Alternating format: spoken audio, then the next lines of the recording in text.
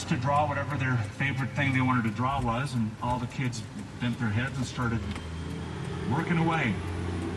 As the teacher went through the classroom and noticed one little girl head down, very, very intensely drawing, the teacher smiled and said, "Susie, what are you drawing?" Without looking up, she said, "I'm drawing God."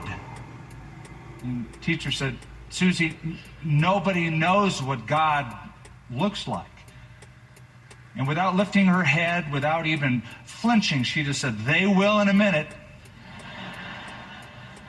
Now that could have been Jesus' line, because people didn't know God or understand God in any kind of manifested form. No one has seen God, the Bible says, at any time, but the only begotten Son, who's in the bosom of the Father, he has revealed him, declared him, shown him forth. Now, we're in John 14. We're dealing with an upper room Passover conversation. It's Jesus comforting his disciples before he leaves. He's going to be killed the next day. In this final meal, they have already heard enough to cause them some fear and to be distraught. Jesus said he's going. Jesus said he's going to be killed. Jesus said Peter's going to betray him. Deny him. That Judas is going to betray him. And so they're agitated. And in the conversation we saw last week, Thomas says, "We don't know where you're going, and how can we know the way?" And Jesus said, "I am the way, the truth, and the life." Now we're continuing the conversation. And this time we see that Jesus and Philip, another disciple, have an interchange. Let's begin in verse 7. Jesus speaking, "If you had known me, you would have known my Father also. And from now on you know him and have seen him." Philip said to him, "Lord, show us the Father, and it is sufficient for us." Jesus said to him, "Have I been with you so long, and yet you have not known me, Philip? He who has seen me has seen the Father. So how can you say, 'Show us the Father'? Do you not believe that I am in the Father and the Father in me? The words that I speak to you, I do not speak on my own authority, but the Father who dwells in me does the works. Believe me that I am in the Father and the Father in me, or else believe me for the sake of the works themselves." I really want to talk about two things that I see here represented in our text that we just read. Number one, roadblocks to knowing God. There's a couple of them, and the disciples experienced both. And then resources. How can we know God better? Now let me draw your attention back to verse 7. And here's the first roadblock to knowing God as seen here, and that is an inaccurate comprehension. In other words, these disciples hadn't fully connected the dots of who Jesus was. In verse 7, Jesus uses the word known. Now watch, 4 times it'll show up in these two verses. "If you had known me, you would have known my Father also, and from now on you know him and have seen him." Verse 9, "Have I been with you so long, and yet you have not known me, Philip?" Mark that. 4 times in 2 verses, Jesus uses the word know or known. Why is that important? Well, I'll tell you who it's important to. It's important to John. 141 times in the Gospel of John, he uses the word know. It's one of his favorite words. He wants you to believe in God, believe in Jesus. That's the other big word, 98 times it's mentioned in the book. But he wants you to know him. Okay. Now, without going through all the language stuff, let me just say that John uses the word know 4 different ways in this gospel. This will help you. Number 1, he sometimes uses it to mean knowing a fact, just knowing the fact. Here's the fact. Good, I know that. Here's another way he uses it, to understand the truth behind that fact, where that fact is leading. Number 3, he uses the term to know in reference to knowing a person relationally. And number 4, to have a deeper, fuller comprehension of that person's identity. That's how Christ is using that here. You should have known me, Philip. If you had known me, if you had really known me. Now, he's not saying that we're not acquainted relationally. This isn't Jesus saying, Philip, I'm Jesus. Nice to meet you. They've known him probably better than any other human being for the last 3.5 years. These disciples had been around him. And they were learning who he was, but they didn't fully comprehend his identity. They're still computing all of that in their brains.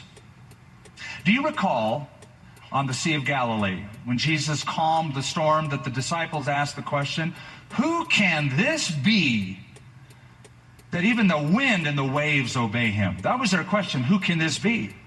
And they were in a 3.5 year schooling process of discovering who this can be. Until Peter finally says, I get it, Matthew 16. You are the Christ, the Son of the living God. They knew he could work miracles. They knew he could speak really well.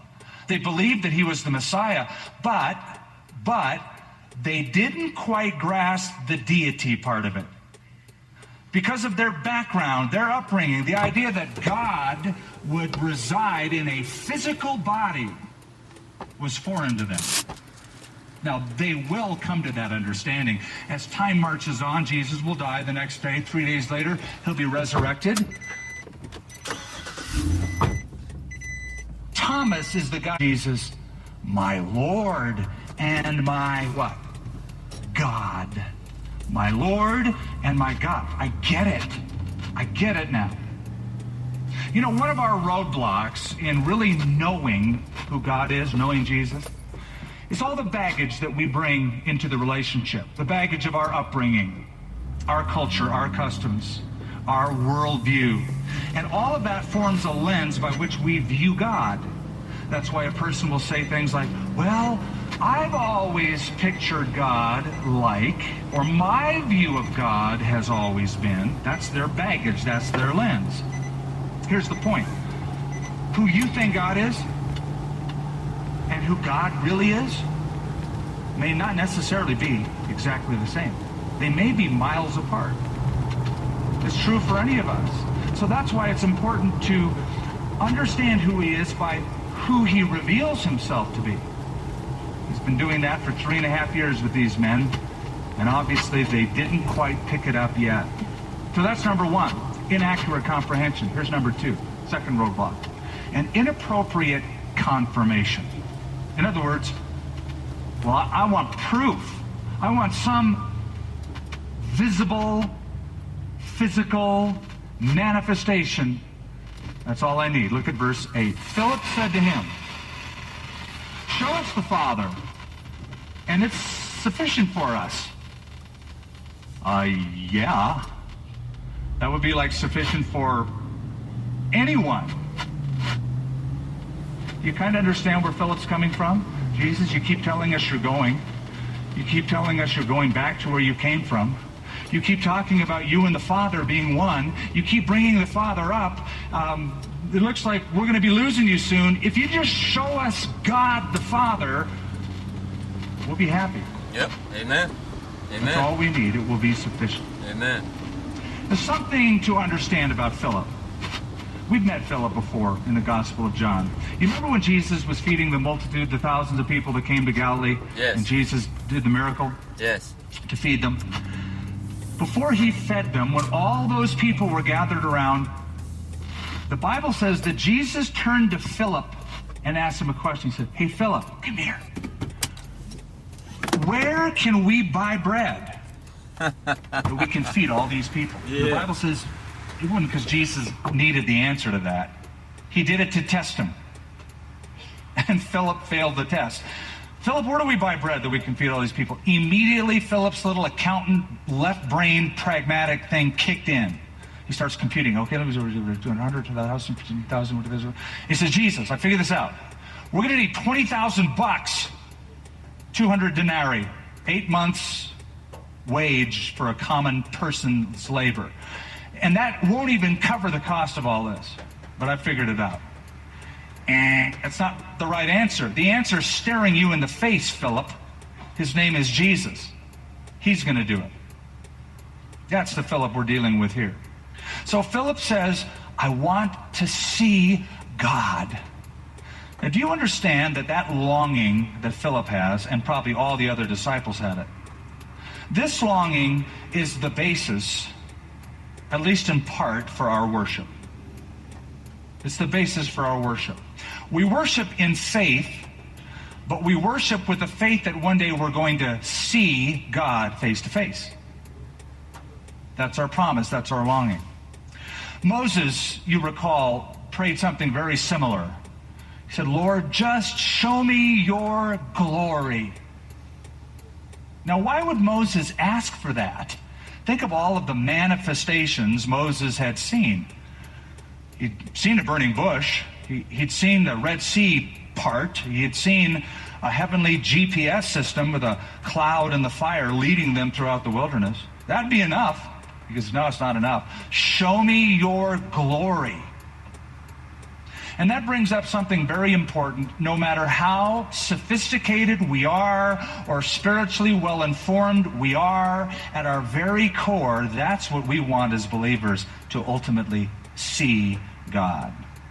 Which means all of the worship experiences we have now on the earth, no matter how good they are, will never satisfy you. They weren't meant to satisfy you. They were meant to whet your appetite. Well, I've gone to this cool worship thing. I flew all the way across the country, and it was the greatest worship experience. Cool. Are you done now? Are you satisfied with that? Like for the rest of your life? No. It whets your appetite for when you see him visibly, physically, face to face. Here's an example. When I travel and I take pictures of my family with me, if they're not with me, I take a picture, a representation of them. When I get really lonely, because I've been gone for like a week or two, a couple weeks, I'll look at the picture, a little two-dimensional image. And then I'll even talk to them on the phone. I don't hang up the phone, close up the picture and go, okay, that's all I needed. I can stay away now for another year or two. No, talking on the phone and looking at the picture simply accentuates my loss for them. I want to see them more than ever. So, longing to see God, no matter what experience we've had, is at the very core of who we are. And that's the anticipation and the reason we now worship now in faith, waiting for the day when our faith will become sight. But something else. This longing to see God is often an excuse for unbelief. See, an unbeliever will say, well, I agree with Philip. All I want is to see God. You can produce God and let me see God, then I'll become a believer. I'll worship him. But I've never seen God. I've never heard God. I think I told you before about the atheist who was having a conversation with a believer. The believer happened to be a Quaker. And the atheist said, have you ever seen God? And the Quaker said, nay. That's how they would say no. Nay. Have you ever heard God? Nay. Have you ever felt God? Nay. Have you ever smelled God? Nay. Ha. Then how do you even know there is a God? Well, the Quaker was a little befuddled by that, but thought he would turn the argument around, and he said to the atheist, hast thou seen thy brain? Well, no. And hast thou ever smelled thy brain?